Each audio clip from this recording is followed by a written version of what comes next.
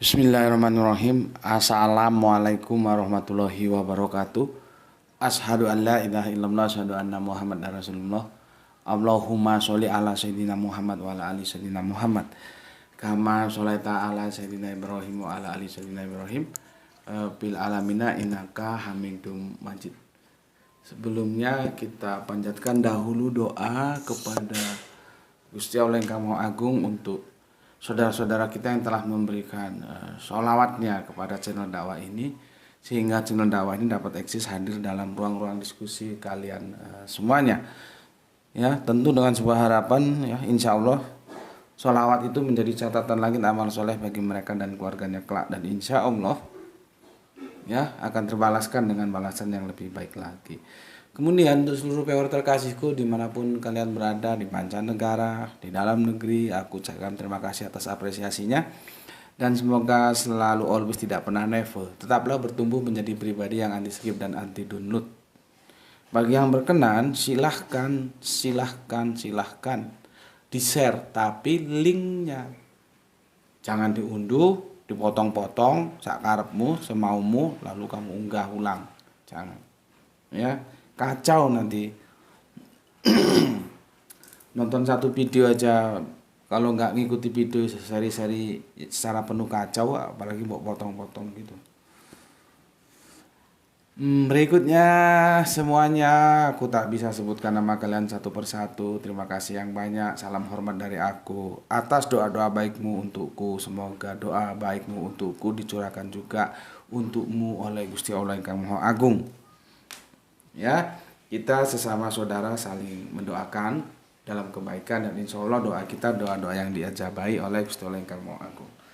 Amin amin ya rabbal alamin. Oke, kita akan mulai. Ini adalah dalam rangka pemenuhan dari request saudara kita Kang Samsul Yatim yang ada di Pandaan. Ya, jadi setelah ini nanti selesai kita akan kembali tentang Nabi yang akan datang. Ini aku selipkan, aku dulukan dengan mempending yang kemarin karena ini sama-sama pentingnya. Ya, lagi pula jangan sampai aku terlupa lagi. Terlalu banyak janji-janji, udah ditulaikan dulu. Ya, sekarang seri yang ketiga dan insya Allah diupayakan bisa menjadi seri tamat ya. Seri yang ketiga. Ini sudah aku jelaskan ya. Jadi aku hapuslah, kan kemarin sudah aku jelaskan ini. Oke. Semuanya ada rujukannya, silakan. Kalian di rumah harus punya Al-Quran, dirujuk, dibaca, ya, dicermati. Kan bisa saja aku salah menukil. Kalau salah ya dikasih masukan ini salah gitu, terus sebenarnya gimana gitu ya. Jadi sama-sama kita ya belajar bareng lah, supaya otak-otak bodoh itu bisa kita kurangi, atau menurut istilah ngetop dari Soleha kita Gispati, pasang otak. Oke, sambil menunggu kopi, aku bacakan komen yang masuk dari kalian semuanya. Bismillahirrahmanirrahim. Kang Nurkolis Brebes hadir ngaji, salam sehat selalu dan salam Islam rasional guru. Oke, terima kasih untuk Kang Nurkolis yang ada di Brebes. Lanjut kita terbang ke Palu. Alhamdulillah, nyimak Tuan Guru. Betul, Al-Quran mencatat bahwa peristiwa kehidupan Arab jahiliyah itu membunuh anak perempuan karena dianggap mengganggu, ribet, jadi beban mereka dalam situasi peperangan, dan itu aktual. Tapi setelah kedatangan Islam, ya, Kanjeng Nabi Muhammad sudah mengajarkan kesetaraan gender, mengangkat derajat perempuan dan menghentikan pembunuhan yang biadab itu. Ditunggu seri berikutnya. Mantap, ini ustazah kita ini Gispati. Oke, salam untuk semua keluarga yang di Palu, salam Isra ya. Jangan lupa pasang otak. Berikutnya Rafa Syahba, seperti nama apa ini ya? Bahasa apa ini? Rafa Syahba. Apa ya? Sansekerta ya. Assalamualaikum, waalaikumsalam warahmatullahi wabarakatuh. Dari Banjarmasin Gus, semoga Gus selalu semangat menyampaikan kajian. Loh, lari dia. Semoga Gus selalu semangat menyampaikan kajian. Isra-nya sangat berbobot dan berisi, mudah dipahami dan sangat detail. Alhamdulillah saudaraku, berarti tambah lagi saudara kita dari Banjarmasin ya. Selain Bu Ne, sekarang ada lagi Rafa Syahba. Nggak tahu ini Emas atau Mbak, tolong dikonfirmasi. Dan bisa bersilaturahmi dengan Bu Ne ya. Bu Ne itu juga dari Banjarmasin. Oke, nah ini di bawah ini Bu Ne ini. Bu Ne, alhamdulillah nambah ilmu lagi. Ulun terima kasih Tuan Guru. Salam Isra dari Banjarmasin. Nah itu klub sudah ada Rafa Syahba, ada Bu Ne ya, sama-sama dari Banjarmasin, mengikat silaturahmi. Alhamdulillah ya, channel ini sebagai channel pembelajaran juga side effect-nya sebagai channel silaturahmi kita gitu ya. Siapa tahu satu waktu kita jalan-jalan ke Banjarmasin kan, tinggal kontak aja. Oke. Kemudian jagoan kita MBR ya, Muhammad Bintang Ramadan. Assalamualaikum Gus. Waalaikumsalam. Kemayoran selalu hadir. Maaf Oot, tadi saya baru mengirimkan di Facebook sekilas tentang guru dan hal yang dilakukan saya saat menjadi Syiah dahulu. Gak apa-apa, sekarang sudah si B. B itu artinya baik. Ya. Izin bertanya juga Gus, kenapa saat saya dulu masih sekolah sering diskusi dengan teman yang muslim pada umumnya selalu saja mendapat hinaan seperti kafir dan sesat. Padahal saat masih sekolah, terima kasih kopinya datang. Oke, ini termasuk bikin kopi. Cahayanya masih mana tadi? Padahal saat masih sekolah saya kira saya juga muslim seperti mereka semua dan hati saya perih saat dihina dengan sebutan kafir. Jika saya di luar agama Islam disebut kafir tentu bukan masalah. Apakah yang teman saya ajukan kepada saya sebagai kafir akan selalu melekat seumur hidup saya Gus? Tolong pencerahannya. Oke, siap dengarin ya. Assalamualaikum, waalaikumsalam. Ketika kamu di Syiah, kamu disebut kafir. Dan lagi-lagi aku jelaskan, kafir itu bukan hinaan, ya, bukan cercaan, tapi mengapa ya namanya ya? Memposisikan seseorang berdasarkan keimanannya. Oh ya, aku lupa. Dulu RMB itu ngomong apa ya? Sebentar, lupa aku ya. Tapi ini aku mau menjelaskan begini. Orang itu dulu aku protes sebabnya. Kenapa makam itu kok nggak boleh dicampur? Aku dulu dari Malang Surabaya kan tiap hari dulu ke Malang Surabaya waktu masih hidup di bawah jajahan seorang pengusaha ya. Itu kalau aku daerah mulai dari Pandaan masuk terus itu. Kalau lihat sebelah kiri, kalau dari Malang ke Surabaya itu Kang apa? Siapa yang dari Pandaan? Aduh, error aku. Bisa cek itu ada makam, mesti tulis sih makam Muslim. Makam Muslim. Begitu ya.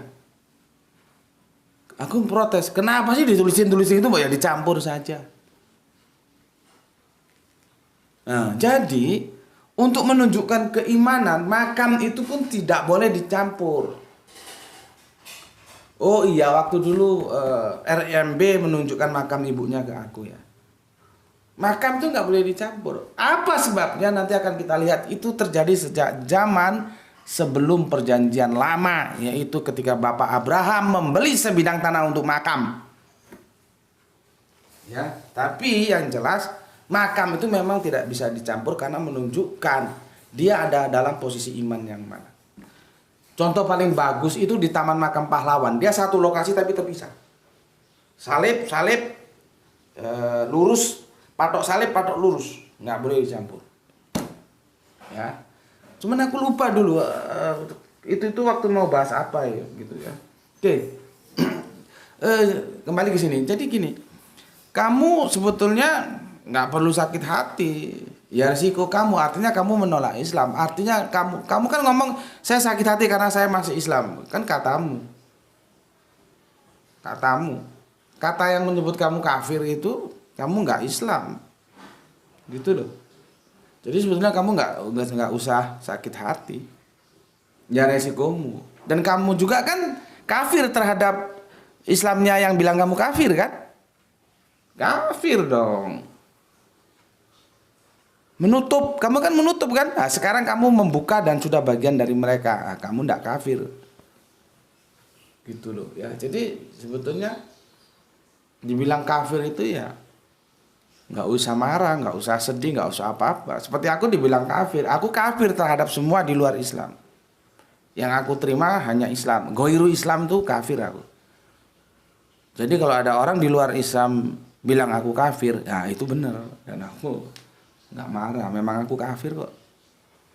Yang aku imani Islam only, hanya Islam. Nah, ketika kamu di Syiah, kamu sudah dikatakan oleh temanmu itu kamu bukan Islam. Gitu loh. Jadi kamu dibilang kafir. Gitu. Masalahnya kamu sakit hati karena kamu merasa Islam. Itu kan menurut temanmu itu bukan. Gitu. Ya. Tuh duduk masalahnya. Tapi itu masa lalu lah sudah. Ya, nggak usah dipikir. Yang penting kamu sekarang sudah masuk ke jajaran jalan Shirathol Mustaqim. Dan itu sebuah kebanggaan. Untukmu, untukku, untuk semua teman-teman. Tetap eksis. Nggak ada namanya orang agama kok suruh membenci sahabat. Itu agama model opo gitu. Otak pakai, pasang otak. Kalau kita mencintai Kanjeng Nabi Muhammad, berarti kita harus menerima apapun yang menjadi kehidupan Kanjeng Nabi Muhammad. Kanjeng Nabi Muhammad itu banyak disokong oleh sahabat-sahabatnya. Itulah bentuk dukungan, bentuk sholawatnya. Jadi para sahabat itu bersolawat, mendukung dakwah Kanjeng Nabi Muhammad. Terus ada ajaran ngajarin membenci sahabatnya. Itu otak taruh mana? Sudah nggak usah buka buku dalil, nggak usah. Otak aja pakai.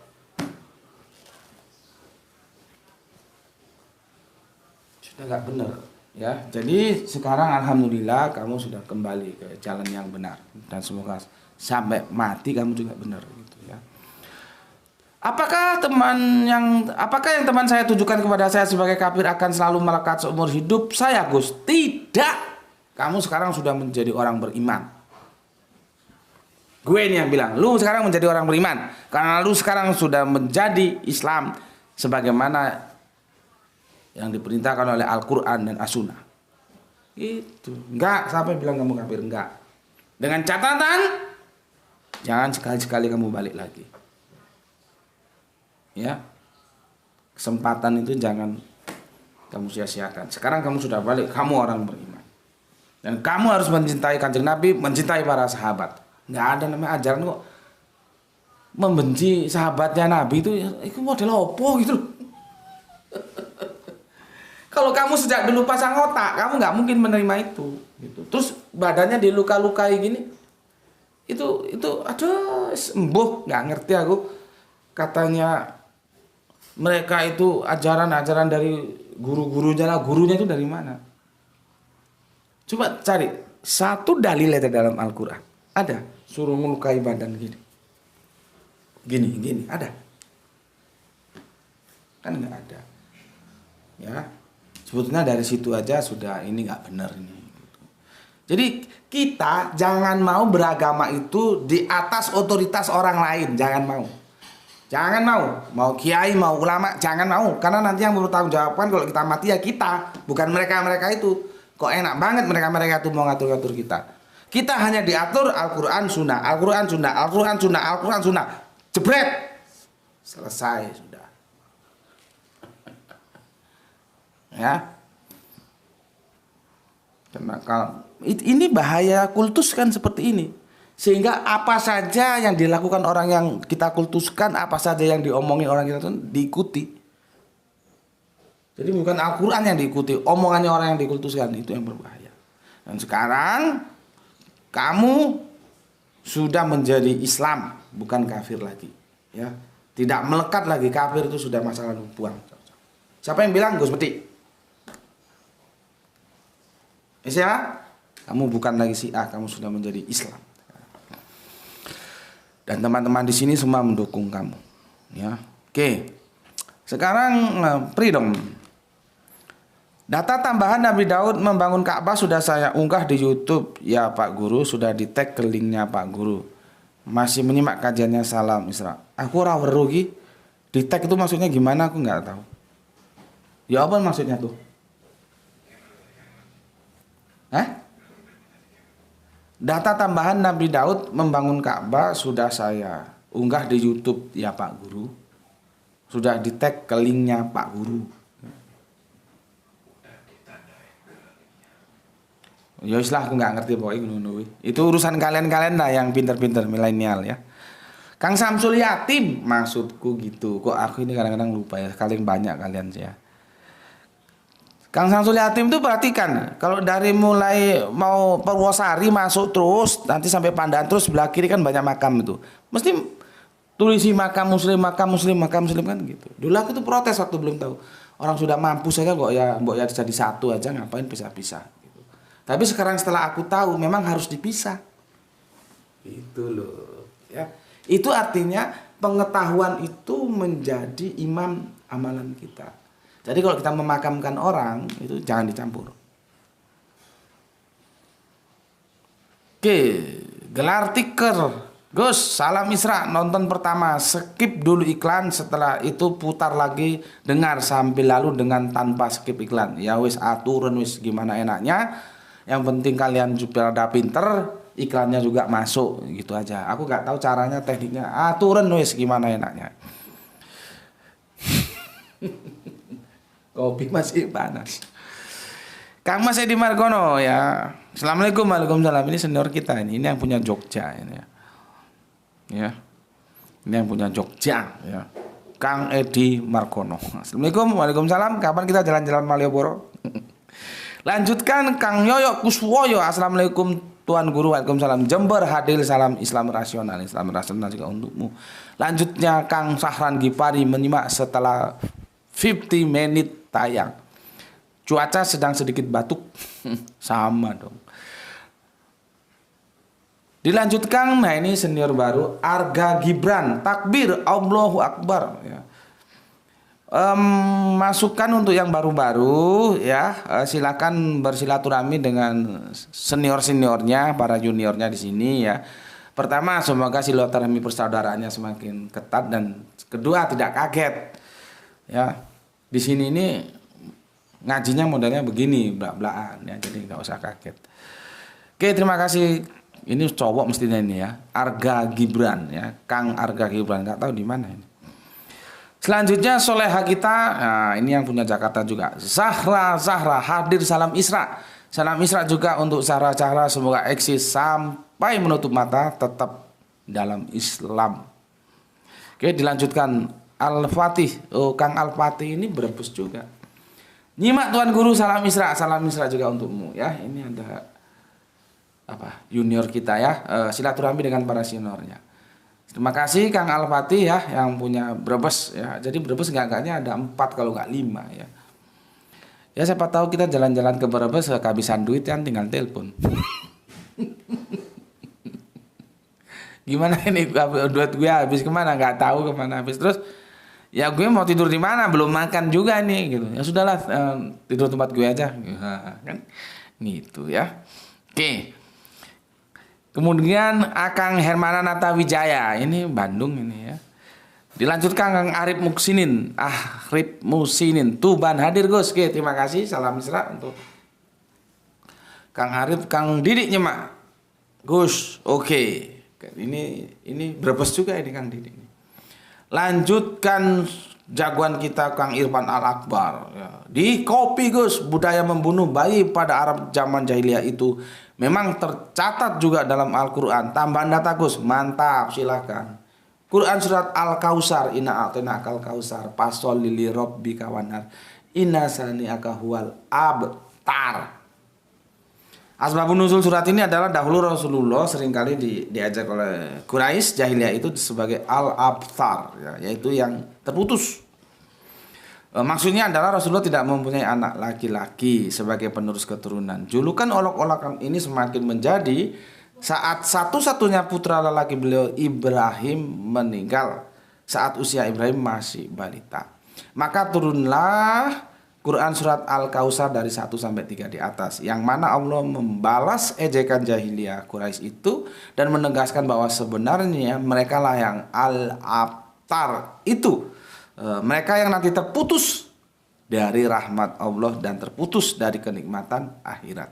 Hal ini menegaskan bahwa kultur saat itu bagi mereka adalah sebuah kehormatan jika memiliki anak laki-laki sebagai penerus keturunan, sedangkan memiliki anak perempuan merupakan sebuah kehinaan sehingga jadi bahan ejekan atau olok mengolok. Oke, mantap tambahan datanya ya, dan ini persis seperti apa yang kita temui pada saudara kita dari Batak ya, bahwa anak laki-laki itu begitu berharga karena dia akan menjadi penerus marga ya, keturunan ya, dan kita sudah jelaskan bahwa patriark itu memang ada dalam kehidupan kita, bukan matriark. Oke, terima kasih Kang Akbar. Kemudian Rizal Wahyu, Rembang hadir pertama Gus. Ini number one terus ini, mantap ini. Oke, tugas kampusnya jangan lupa ya. Jadi dunia kamu dapat, ilmu akhirat juga kamu dapat. Ada S1 selesai hantam S2, S2 selesai hantam S3.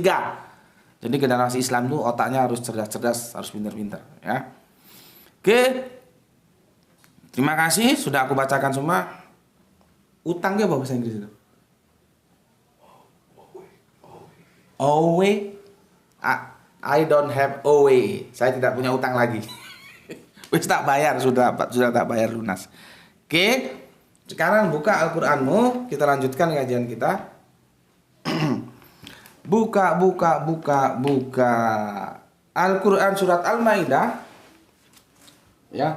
Quran surat Al-Maidah surat ke-5 ayat ke-116. Nah, ini bingung ini, ngapain juga nyasar ke surat itu? Ya, ngapain itu? Bismillahirrahmanirrahim. Dan ingatlah ketika Allah berfirman, wahai Isa putra Maryam, engkaulah yang mengatakan kepada orang-orang, dijadikan aku dan ibuku sebagai dua Tuhan selain Allah.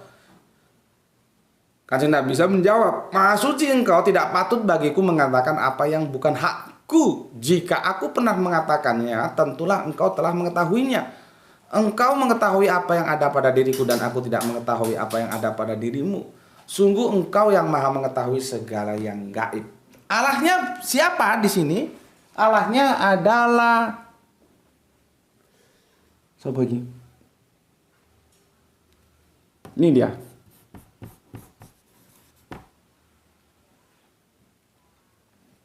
Ini dia. Ini dia. Pakai apa ini? Pakai Yesus apa pakai Kanjeng Nabi Isa?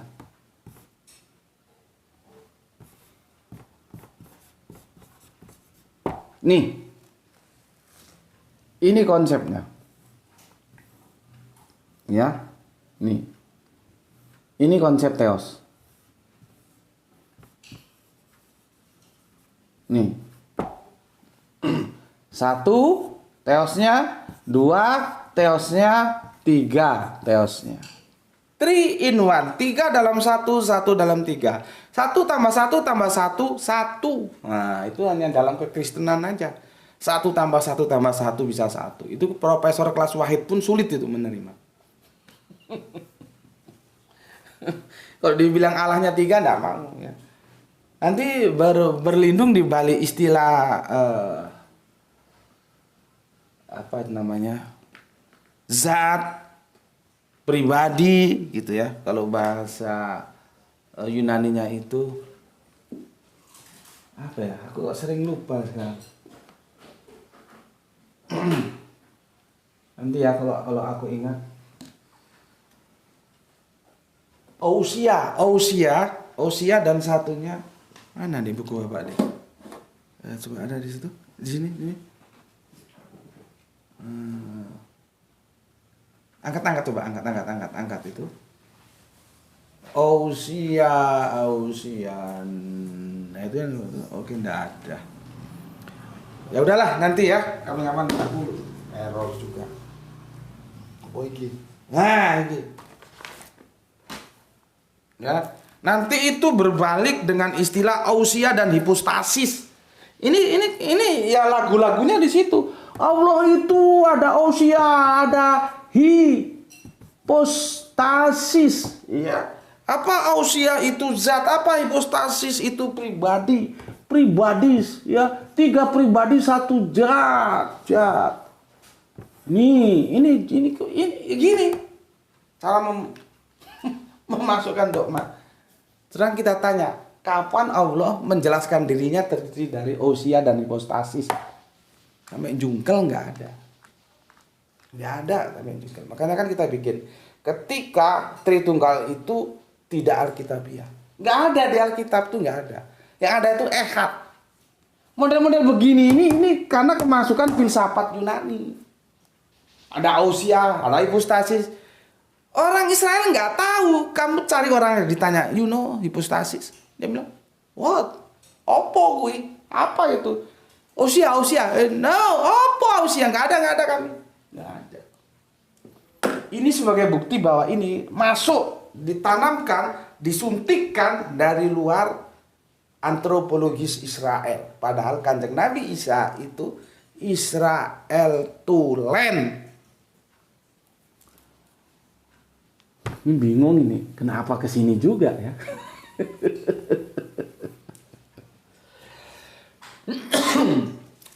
Udah berapa lama, Le? 27. Nanti kita bagi 2 di sini ya. 3, 4 selesai ya. Nah.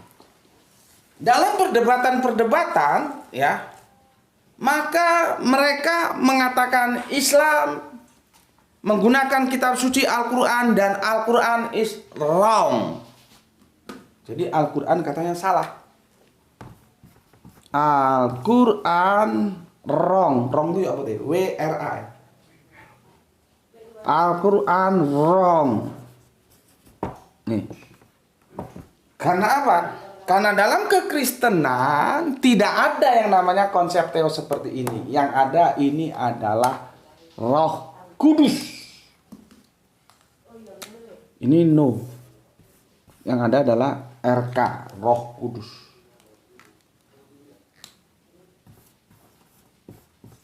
Nih. Ya. Nih. Jadi Allah, Putra, Roh Kudus. Nih. Sedangkan Al-Quran, Allah, Ibu, Putra. Aku yang khawatirnya begini. Ketika dibilang Anda keliru. Al-Quran itu keliru, nggak ngerti ceritanya. Kenapa? Konsep teos kami bukan Allah, Ibu, dan Yesus, tapi Allah, Roh Kudus, dan Yesus.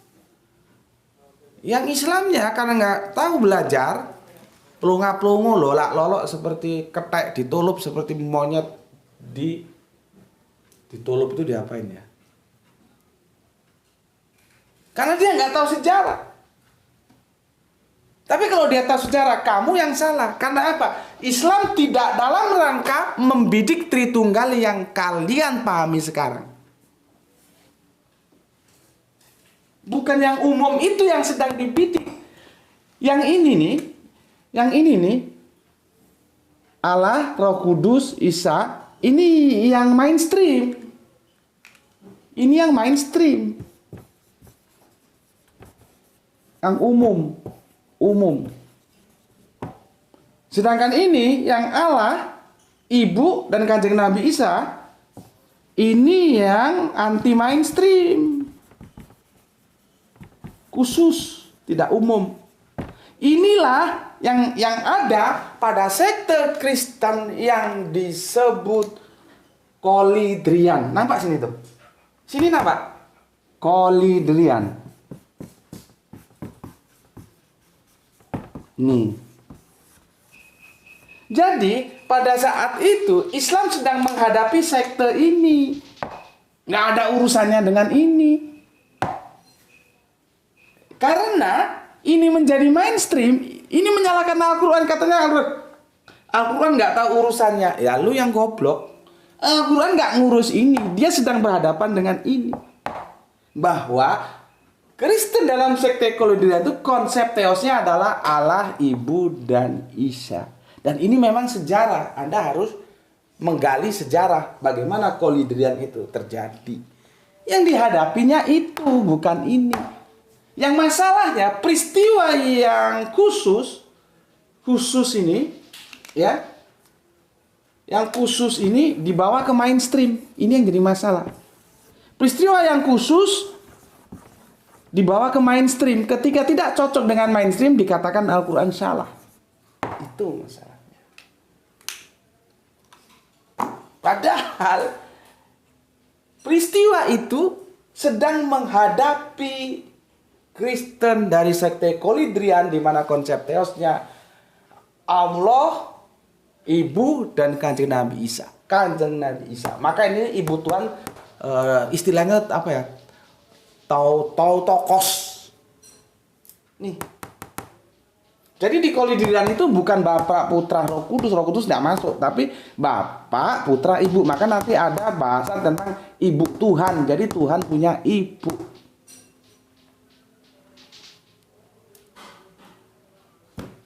Paham sini. Jadi bukan Al-Qurannya yang salah, lu yang tidak tahu urusan. Itu loh. Ya. Nah. Ini sebuah kisah yang disampaikan di dalam Al-Quran dan itu tidak bisa salah. Sekarang aku ajak kalian ke sini. Ke sini, Quran surat 2 ayat pertama. Nih ya. Buka Al-Quran. Surat Al-Baqarah. Ya, ayat pertama, alif lam mim. Ideografi yang aku jelaskan kemarin. Yang kedua, zalikal kitabul la raiba fihi hudalil muttaqin. Ini ayat ini yang menjadi aku berantem sama orang Depak. Di Kelungkung sana, di Bali waktu aku diundang. Aku bilang terjemahan Depak itu bermasalah, dia nggak terima, dia marah. Ya sudah, aku biarin aja, sedang marah kok, mau diapain. Begitu selesai marah, sudah Pak, sudah. Bisa saya jelaskan? Silahkan. Oke, tolong dengar Pak ya, saya jelaskan. Oke. Ini Pak, Quran surat Al-Baqarah surat 2 ayat 2. Iya, coba Bapak baca terjemahannya. Apa di situ? Kitab ini. Terus aku ngomong, zalika itu artinya apa Pak? Itu. Kalau ini apa? Hada. Kenapa diterjemahkan ini? Langsung diem. Zalika itu artinya itu, bukan ini. Kalau Allah mau ini, dia pakai hada. Hada kitabul la raiba fihi hudalil muttaqin. Allah tidak mau pakai hada, pakai zalika. Zalika kitabul la raiba fihi hudalil muttaqin. Maka tidak benar orang zalika kok diterjemahkan ini. Kalau mau ini itu harusnya original teksnya hada. Kenapa Gus Piti bisa bicara gini? Karena original teksnya ada. Coba kalau terjemahan seperti mana lebih ber? Tuh. Seperti ini gimana? Maka membuat kita proud, membuat kita bangga terhadap Al-Quran. Original teksnya ada. Jadi kalau you macam-macam, you punya argumen, aku punya argumen. Oke, siapa pengadil di antara kita? Original teks. Original teks sampai mampus pun bilangnya zalika, bukan hada. Bagaimana Anda menerjemahkan kok bisa menjadi ini? Diam dan akhirnya menjadi teman. Bismillahirrahmanirrahim.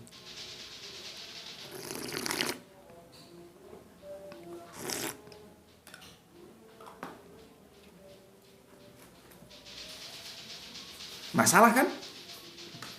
Tapi nggak apa-apa, akhirnya aku senang, akhirnya dia menjadi teman sama aku. Karena kan namanya aku ngisi kajian kan, ini orang banyak, nggak mungkin aku tahu satu persatu, dan juga aku bukan orang Bali kan. Nggak taunya ada karyawan Depak di situ. Aduh, habis sudah. Oke, sekarang di situ ada kata kitab. Kitab. Pada ayat kedua itu tidak ada diksi Al-Quran loh. Yang ada kitab. Sekarang apakah kitab itu mesti Al-Quran? Nih, makanya lu gue ajak ke sini. Otak lu itu gue tarik ke sana, gue tarik ke sini. Mancep. Kan lu bingung, wah ini bahas ini kok kesini dulu, kesini dulu.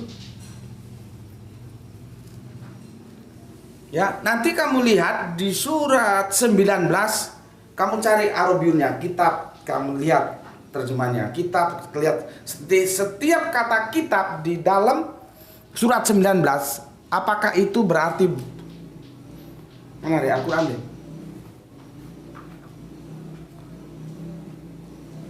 Apa berarti kitab-kitab gini? Coba kamu buka di surat Maryam. Ya, cari Arabiunnya. Kalau nggak gue kasih PR gini, lu nggak buka Al-Quran lu supaya otak lu itu terisi Al-Quran, ya. Surat 19, surat Maryam, cari Arabiunnya kitab. Tarik terjemahannya apa? Kitab terjemahannya apa? Apakah diterjemahkan kitab seperti ini? Ya. Nah, jadi ini sebetulnya harusnya didiskusikan dulu ini. Kenapa kitab itu kok dikurung untuk Al-Quran? Artinya si pembaca itu digiring oleh si penerjemah bahwa yang dimaksud itu Al-Quran. Nanti dulu, bos. Tidak semua kitab terus Al-Quran. Kitab itu biasanya bisa juga ketetapan. Surat 4103. Buka Surat 4 An-Nisa 103 apa? Bahwa sholat itu adalah ibadah yang telah ditentukan waktunya. Itu pakai kitaban. Jadi tidak semua kitab itu harus buku seperti yang kita pahami. 103 coba kalau Bapak nggak salah.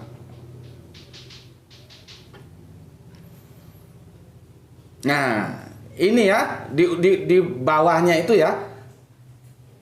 Sungguh sholat itu adalah kewajiban yang ditentukan waktunya atas orang-orang yang beriman. Nah, ini yang sebagai argumentasi aku bilang tentang duhur dan Jumat dan semuanya. Setiap sholat ada waktunya, setiap waktu ada sholatnya. Ikuti itu aja. Ya. Ini sungguh sholat adalah kewajiban yang ditentukan waktunya atas orang-orang yang beriman. Oh, kita lihat di sini waktu ditentukan, ya. Ditentukan waktu.